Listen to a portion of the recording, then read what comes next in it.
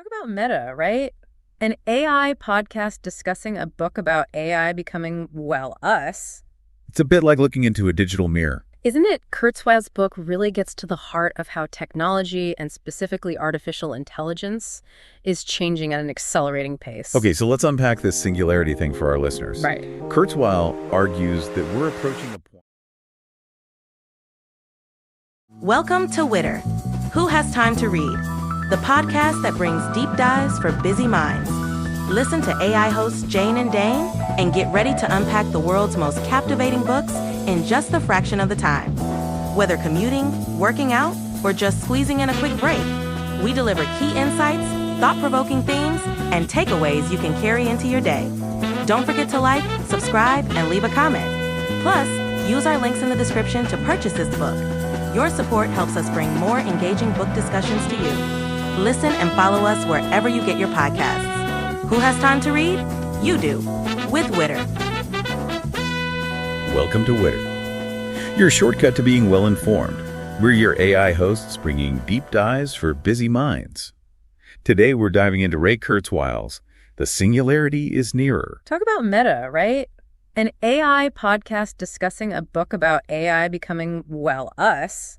It's a bit like looking into a digital mirror. Isn't it Kurzweil's book really gets to the heart of how technology, and specifically artificial intelligence, is changing at an accelerating pace? Okay, so let's unpack this singularity thing for our listeners. Right. Kurzweil argues that we're approaching a point where AI surpasses human intelligence, Right. leading to a total societal transformation. Yeah. He calls this the singularity. The singularity. What's fascinating is that Kurzweil doesn't see this as some distant sci-fi concept. No. He argues that it's driven by trends happening right now. Exactly. Like what? Well, he points to the exponential growth of computing power. Like, hey, Your smartphone is more powerful than the computers that sent Apollo 11 to the moon. wow, that's pretty crazy when you think about it. Yeah. And it's not just that computers are getting faster. No, it's not just that. Kurzweil also highlights our increasing understanding of the human brain. Yes. We're mapping neural networks, decoding how we learn, and essentially starting to understand the software running on our biological hardware. Exactly. So cool. And this understanding of the brain fuels advancements in AI. Oh, so it's like a feedback loop.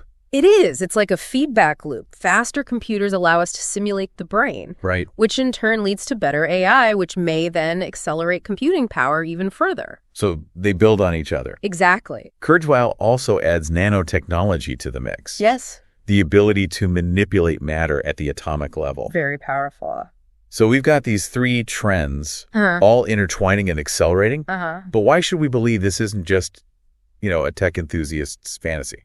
Well, Kurzweil looks at the evolution of intelligence itself. Okay. He starts with simple organisms.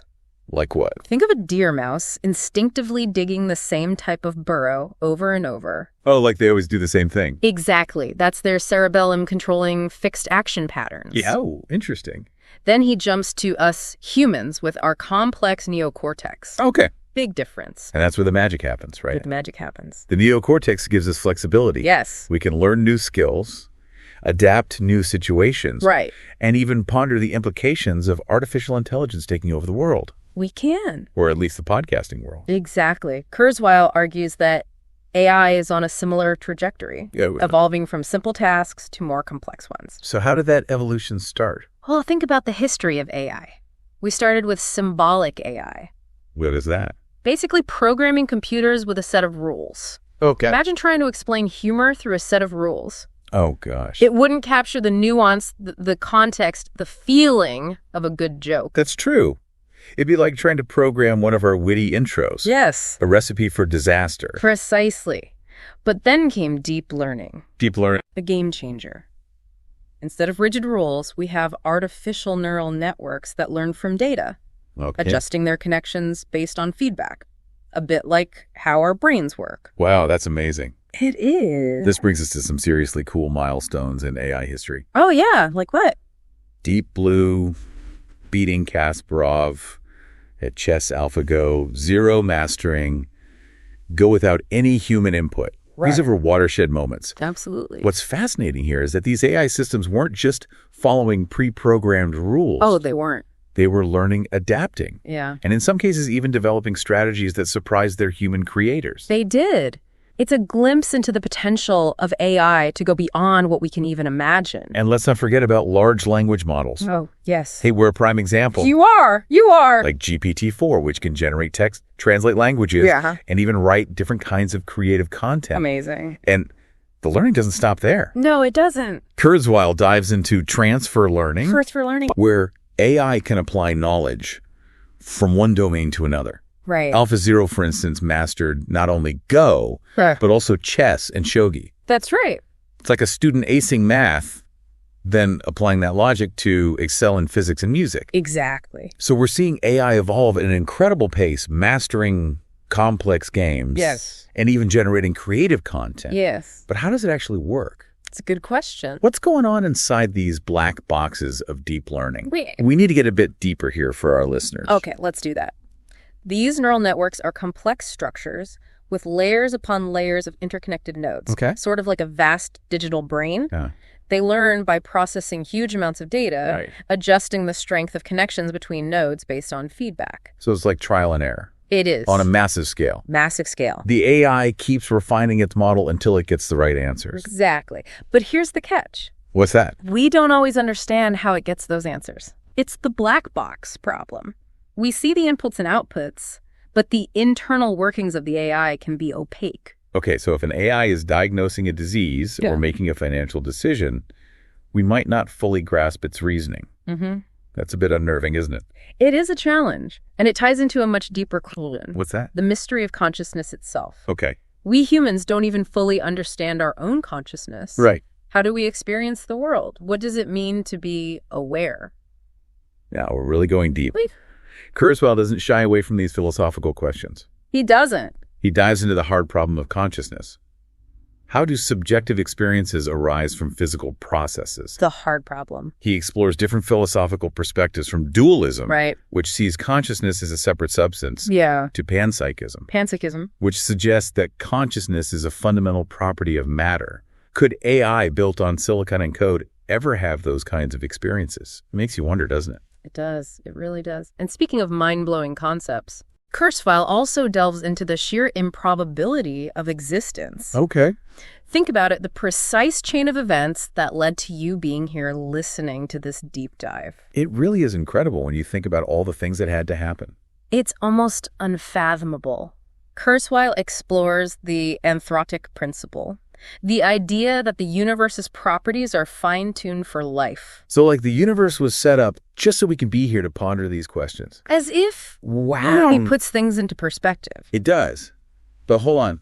Kurzweil takes this idea of being and throws in a technological curveball, digital afterlife. Digital afterlife. He suggests that AI could be used to create digital replicants of deceased loved ones. Replicants. Imagine being able to talk to your great-great-grandmother or even a historical figure. Yeah. It's a captivating yet somewhat unsettling thought. It is. Could a digital copy truly capture the essence of a person? The essence? That's a great question. We're wading into some deep ethical waters here, but let's bring it back to the present. What's the good news in all of this? Is there a silver lining to this technological cloud on the horizon? Well, Kurzweil is actually quite optimistic. Okay, good. He highlights positive trends, increasing life expectancy, decreasing poverty, and the potential for AI to solve problems like climate change and disease. So it's not all doom and gloom? Not at all.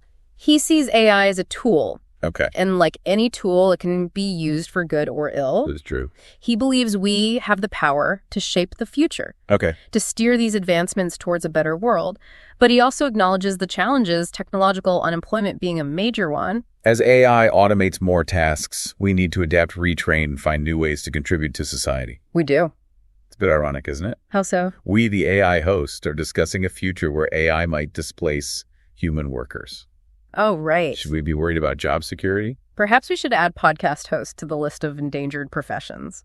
But jokes aside, this raises important questions about the future of work, the distribution of wealth, and what it means to have a fulfilling life in a world increasingly shaped by AI. Kurzweil certainly doesn't shy away from the big questions. Not at all. He talks about merging with AI. Merging. Connecting our brains to the cloud, expanding our intelligence and consciousness in unimaginable ways. The neocortex in the cloud. Whoa, that's getting pretty sci-fi. It is. Imagine having instant access to vast knowledge and computational power. It's amazing. It's like a supercharged internet directly integrated with our minds. But how would that even work? Are we talking brain implants, nanobots swimming through our neurons?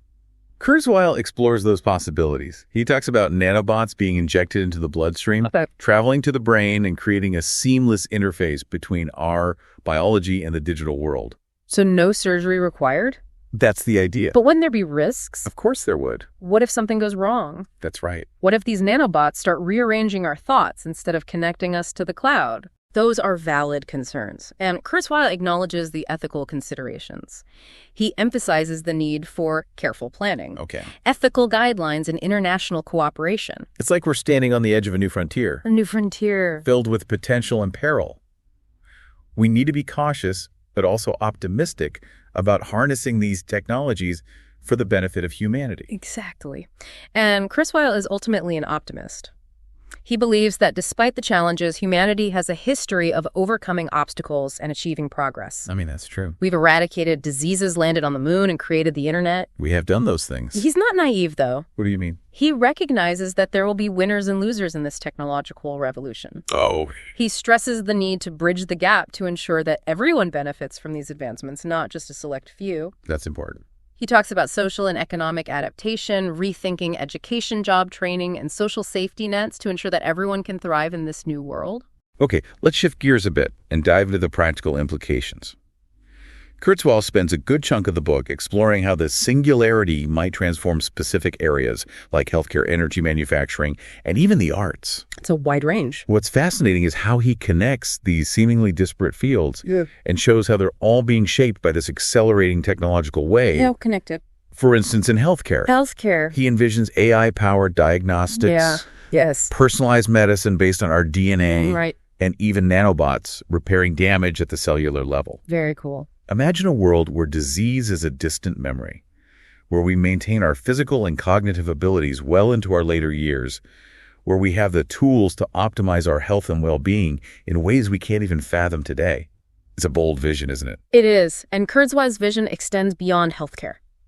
In energy, he sees solar power becoming so efficient and affordable that it could meet all of humanity's needs. Wow. Imagine a world powered by clean, renewable energy without pollution or resource scarcity. Sounds pretty nice. He also dives into nanotechnology and its potential to revolutionize manufacturing.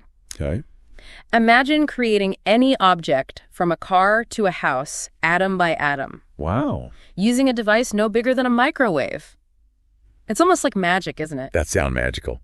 We could create products with incredible strength and functionality using a fraction of the resources we use now. We could. And it's not just about new products, it's about access. Kurzweil believes nanomanufacturing could make goods so cheap and abundant that they're available to everyone. Right. It's a vision of a world where scarcity is a thing of the past. I like it. Where everyone has access to the basic necessities of life. And this abundance isn't limited to material goods. Kurzweil explores the impact of AI on the arts, envisioning AI tools that enhance creativity, allowing artists to explore new forms of expression. Imagine AI composing symphonies, writing novels, or creating breathtaking visual art. Amazing. It's not about replacing human artists. It's about pushing the boundaries of what's possible and creating art forms we haven't even conceived of yet. Right. It raises intriguing questions about the nature of creativity, doesn't it? It does. If AI can generate art, does that diminish human creativity, or does it expand the very definition of what art is? These are the kinds of questions that Kurzweil's book prompts us to ponder. Deep questions. But let's not shy away from the potential downsides. Right. What about the risks? Sure. What if this superintelligent AI turns against us? What if it decides humans are obsolete? It's the classic sci-fi trope, but it's a valid concern. Right? I mean, it's the scenario that we've seen play out in so many stories. So it's a popular theme. But as AI becomes more powerful, it's a question we need to take seriously. We do. Kurzweil acknowledges this concern. He talks about the importance of creating friendly AI. Friendly AI. Systems that are designed to be beneficial to humans, even as they surpass us in intelligence. So it's not just about building smarter AI. No. It's about building AI that shares our values, that understands our goals. Right. And that ultimately works in our best interest. Exactly. It's a complex challenge. It requires careful planning, ethical guidelines, and ongoing monitoring to ensure that AI remains aligned with human values as it evolves. It's almost like raising a child, isn't it? In a way. We need to nurture this AI, teach it right from wrong, and instill in it a sense of responsibility. Like a digital child. But what if, despite our best efforts, AI develops its own goals that conflict with ours? It's possible Kurzweil explores that possibility as well. He even suggests that the solution might lie in merging with AI. Merging with AI. Not just to enhance our intelligence, but as a way to ensure we remain in control. So instead of fighting against superintelligent AI, we become one with it. It's a radical idea. It is. But it does raise some interesting questions. Such as us? Would we still be human in that scenario? Would we retain our individuality? Or would we become part of a collective hive mind? Those are questions that Kurzweil leaves us to ponder. He does love those open-ended questions. He does. And that's one of the things that makes his book so thought-provoking. It's not just a prediction of the future. It's an invitation to grapple with the profound implications of these emerging technologies.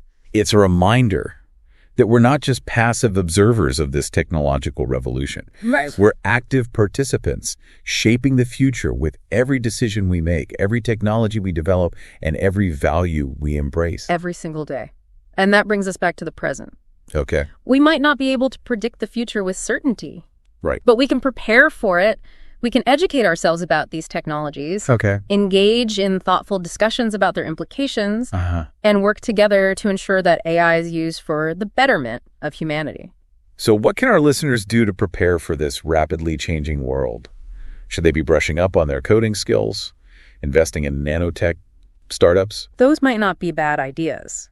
But more importantly, they can cultivate a mindset of lifelong learning, adaptability, and critical thinking. The skills that will be most valuable in the future are those that can't be easily automated. Creativity, problem-solving, emotional intelligence, and the ability to connect with others on a human level. And maybe a healthy dose of curiosity and wonder wouldn't hurt either. After all, we're living in an extraordinary time, witnessing a technological revolution that has the potential to reshape the very fabric of our existence. It's both exhilarating and a bit daunting, isn't it? It is. But it's also a reminder that we're living in a time of unprecedented opportunity. We have the chance to shape the future, to create a world where technology is used to enhance human potential, solve global challenges, and create a more just and equitable society.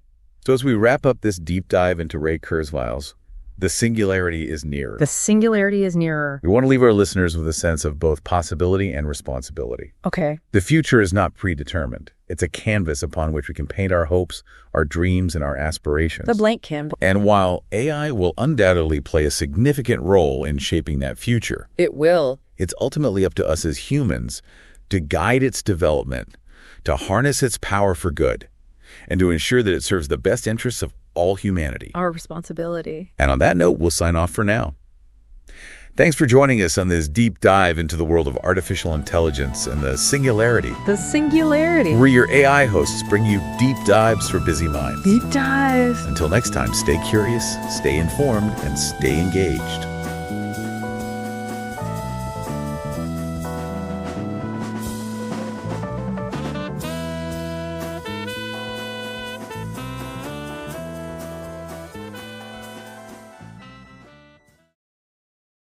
Thanks for listening to Witter, Who Has Time to Read, produced by One Media.